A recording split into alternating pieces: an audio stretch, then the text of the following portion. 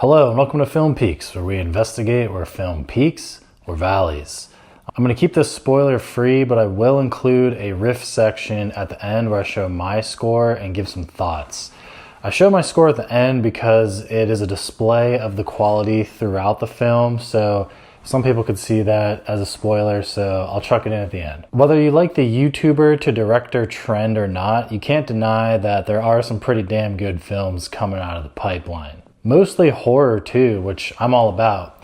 We're talking about the Philippa brothers with Talk to Me and Bring Her Back, Markiplier with Iron Lung, the upcoming Kane Pixels movie, The Backrooms. Today we're talking about one that I didn't get to see in theaters. I probably would have at the time, but I've been waiting for it to release on streaming and it just came out. Yes, we are talking about Shelby Oaks. It is written and directed by Chris Stuckman. If you're watching this review, you probably have seen some of his reviews. He's been around for over a decade at this point, and he's also made some other shorts, so for him to get a feature film is a pretty big accomplishment. The marketing images for this I thought were really well done. I was intrigued by the Polaroid looking ones.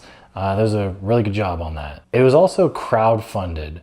What other films can you think of that were crowdfunded and were pretty good? What comes to mind for me is like Veronica Mars and Super Troopers 2, but that was just kind of all right. There are two major things to note about this movie. One is that it does kind of join the ranks of other recent films of like paranormal activity investigator does end up getting haunted by a ghost or whatever. I think the recent ones that I can think of are like Deadstream and the more recent House of Eden. And I'm talking about lower end horror, not stuff like the big budget The Conjuring movies. This is another one of those for the most part. The second thing to note here is that it is very heavily influenced by Lake Mungo. That's another lower end budget film that I thought was pretty good. It's worth watching. Maybe it's dated at this point. I got to go back and see, but I liked it at the time.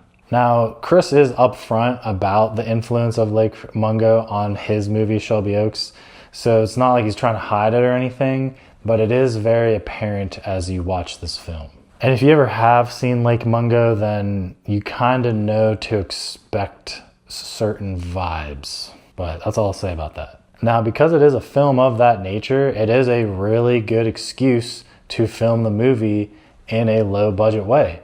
We're talking like found footage from camcorders. And we're also talking about like mockumentary style interviews. So it actually is a really good opportunity to have this sort of crowdfunding for the film. That is another thing to note. It is crowdfunded, so to be able to get that through the pipeline, kudos for that. But it does have some good shots. There's some really good drone shots over like a prison setting and some good scene transitions, I thought. I said this in my Undertone review, but if a low budget horror movie makes it to theaters, it has something going for it. Like Skinamarink and Good Boy, both of which I enjoyed. They're not the best horror movies out there, but you have to respect that they got made and they were put into theaters.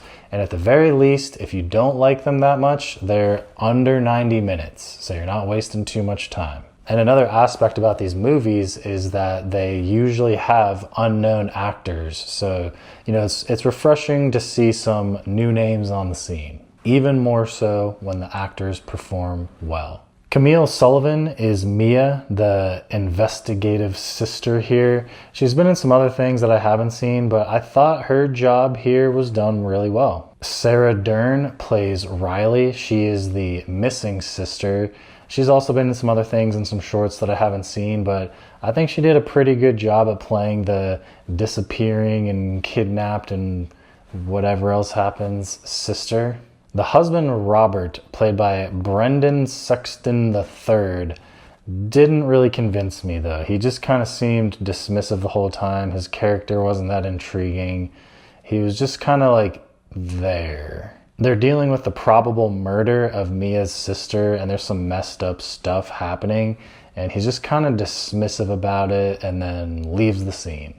He just didn't seem that invested in the role. Keith David appears briefly. I thought that was pretty cool. So yeah, the gist is that Mia's sister disappears while going on a paranormal investigation, and sometime later a guy shows up at her doorstep and turns his power off, as I'll say, right in front of her while he was holding a tape that says Shelby Oaks. And that just happens to be a place that the two sisters used to visit as kids. So then she goes on the hunt to try to figure out what happens. We even get the internet search montage to get all the answers that we need.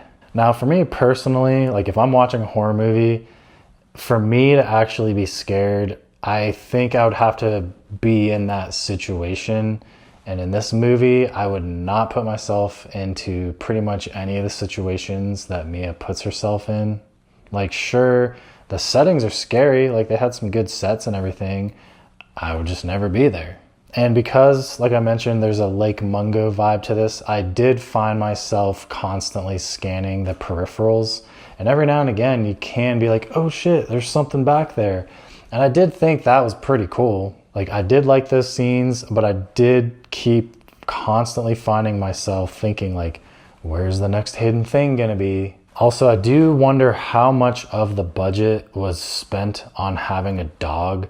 Like, there are several scenes of like, here's a spooky landscape, and then it ends up just being like a dog standing there staring at this person. Like, enough times that I'm thinking like, what is the significance of this dog? And then, you know, once you break into maybe like the midpoint or so, there really is a lot of just Mia, the sister, retracing Riley, the disappeared sister's footsteps to where she might have been at some point based on the tape. So Mia kind of just goes somewhere, something spooky happens, and then she leaves. Also, there are some pretty lame jump scares tossed in. Also, there's a lot of times in this movie where something scary will happen in the close proximity, and then that's just kind of like ignored and they continue on in the same area. I won't say what it was here yet, but there is this like element of evil present throughout several scenes of the movie, and it was an interesting choice what Chris chose. Overall, it's like close to achieving good, but it ultimately does fall flat. Like, the later parts of the movie had me going back and forth between like, is that it?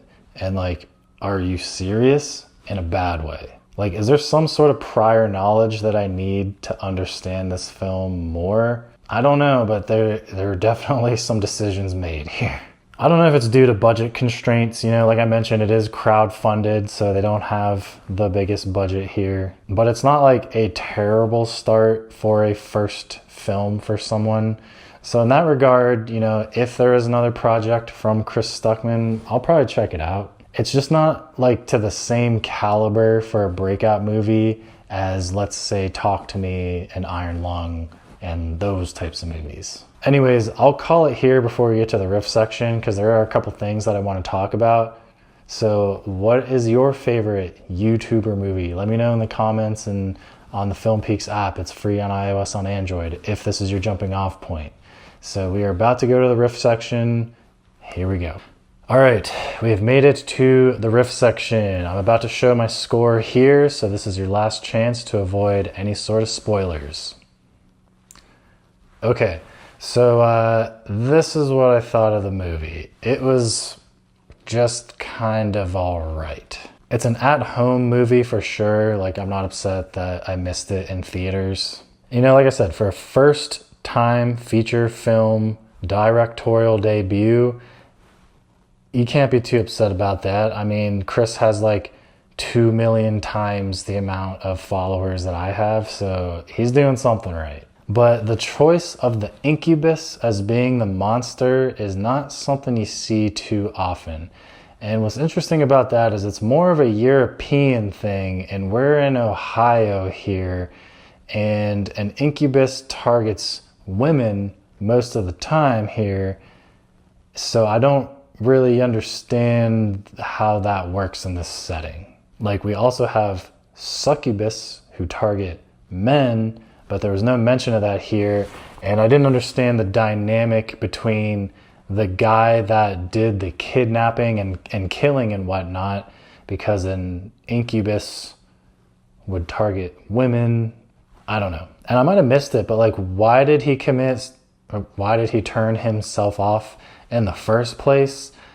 He just kind of like showed up and did that, which was a cool scene, but I might have missed why he did that in the first place. Like, there's this whole like edgy secret that the incubus was behind this whole plan the entire time, but it really just culminates into Riley getting trucked out a window and getting torn apart by dogs after how many decades? Like, that was your plan the whole time over several decades, just chucking somebody out a window?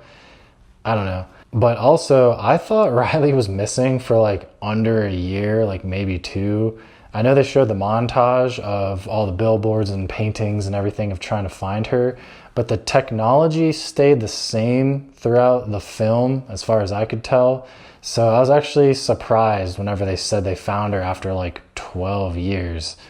And whenever they do find her, it's like right after she has the baby. So like, what was going on for the previous 11 point whatever years? I mean, I might have missed that. I watched it late at night. I was a little sleepy. Maybe I wasn't paying attention for a scene. Who knows? But I still think probably the best part of this movie were the posters. Like, I thought they were really well done. And that's pretty much why I watched the movie. The posters looked really cool. However, you know what also had really cool posters and ended up not being very good at all was It Comes at Night. But anyways, what do you think? Was this a good YouTube movie? What is your favorite YouTuber director movie? Let me know in the comments or on the Film Peaks app, free, iOS, Android, and maybe we can talk about it in a future video. Anyways, thank you for watching this far, and I'll see you at the top.